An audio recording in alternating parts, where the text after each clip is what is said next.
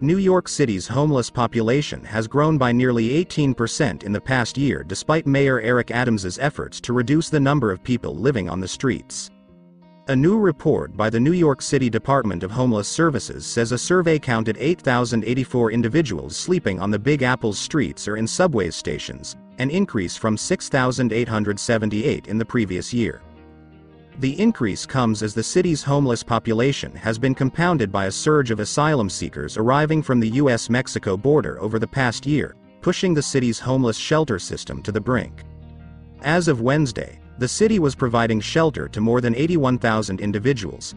But the rise in people sleeping on the streets comes despite Adams' push to tackle the homeless crisis with stepped-up enforcement, sweeps of encampments and city outreach. Over this past year, many agencies has responded to a massive humanitarian crisis while ensuring that we are effectively delivering on our mission to address homelessness in New York City.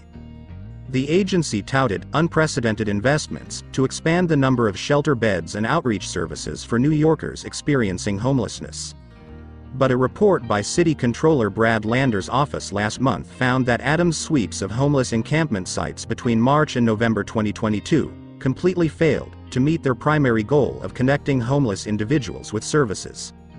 Of the 3,308 people who were forcibly removed during the sweeps, only 90 people stayed in a shelter for more than one day, according to the audit. As of July 23, 2023, only 37 people remained in a shelter, and only 3 secured permanent housing, the report noted.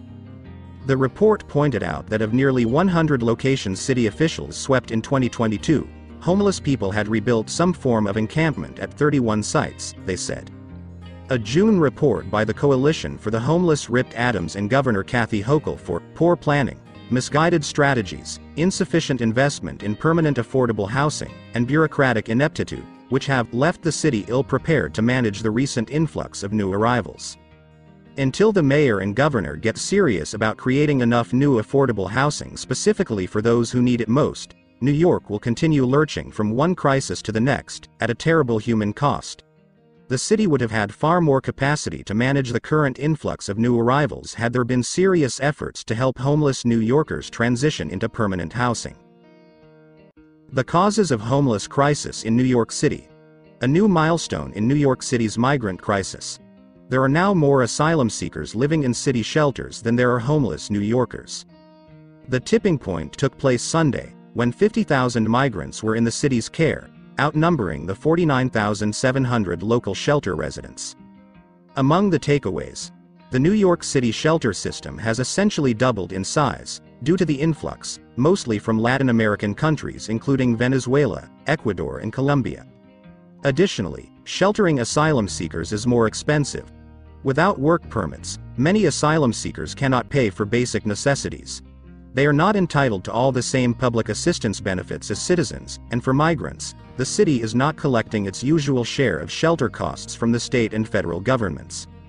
My heart breaks a little bit, and I have these conflicting feelings, said Deputy Mayor Ann Williams-Isom, during a tour of the new arrival center at the Roosevelt Hotel. Of the milestone, she says it's important for the city to greet people with dignity, but unsustainable at this pace. Williams-Isom notes the financial cost, an anticipated $4.3 billion cost through next spring, and a human cost on staff assisting asylum seekers. They are working 12-hour shifts. We thought that we would see some relief. But there is no relief coming. There is no cavalry coming and they are just getting exhausted with the magnitude. City officials say they are helping to reroute a significant number of asylum seekers to other destinations, setting aside a small percentage of rooms at the Roosevelt where migrants can stay short-term while they make arrangements. To give you that critical period of time to enable us to get through to those friends or family members across the country, and then rebook you so you don't have to enter the city system, said Dr. Ted Long of New York City Health and Hospitals, which runs the Roosevelt Arrival Center and other humanitarian relief centers in the city. The mayor's office and Dr. Long say the current daily average of incoming asylum seekers is approximately 400.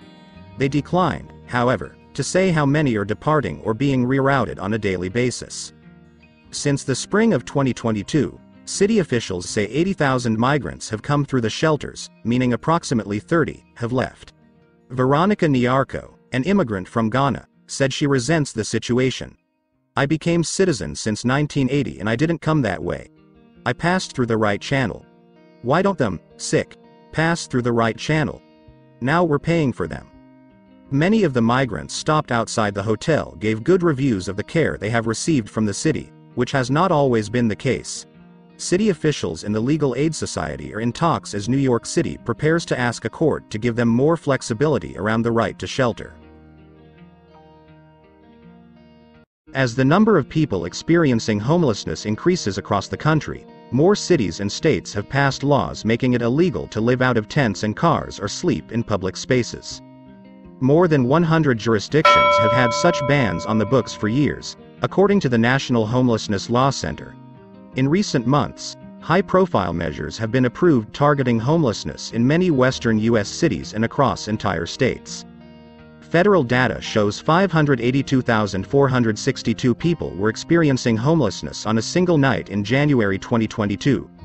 Experts warn more people will enter homelessness as housing costs increase, as has been the case for decades in cities such as New York and in much of California.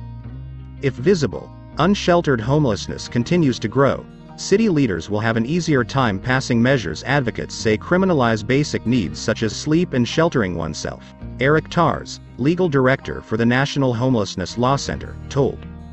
"The danger is that the worse the housing situation gets, the more people we see on the streets, the more will be the push for these punitive policies," Tars said.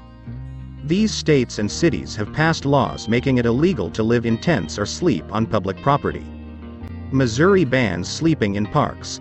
On January 1, a statewide ban on sleeping on state-owned land took effect in Missouri, making it a misdemeanor to sleep in public spaces such as parks or under bridges.